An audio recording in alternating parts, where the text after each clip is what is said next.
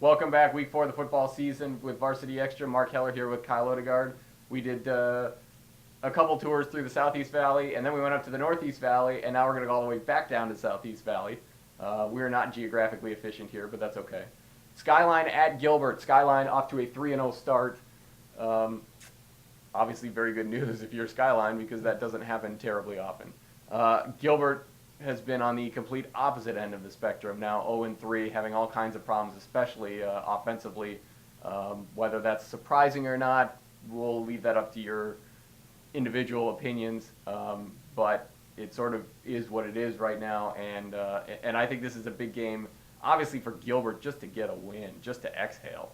And it's also a big game for Skyline, because if they can pull off this one and move to 4-0, they have a good chance of going 5-0 next week, and then comes the October schedule, and they're going to need those 5 wins because October is going to be rough for the Coyotes.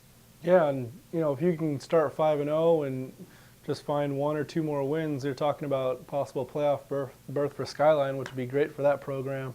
No question. Like you mentioned with Gilbert, they're 0-3, but they face some good teams, and losing to Mesquite and Campo and Desert Ridge, a lot of teams lose to those guys, so it's been a tough start, but this isn't a typical 3-0 team going to just beat on an 0-3 team. These teams are very close in talent level, I think, and I think it'll be a close game all the way through. Yeah, I do too. It's hard to go against an 0-3 team, especially at such a big school like Gilbert, which has some talent, and I know it's been a real struggle meshing it all together so far. There are still a whole lot of new faces with new coach Tim Rutt. But I am going to go Skyline in a very close one. Confidence matters, and they've got it right now, and they've got some pretty good balance too. Their running game has been really good for the first 3 weeks of the season. And Gilbert's going to be a tougher test defensively, I think, than what they've seen so far. But I do think they can run the ball effectively enough and play defense effectively enough to pull it off. I'm going to go 21-14 Skyline.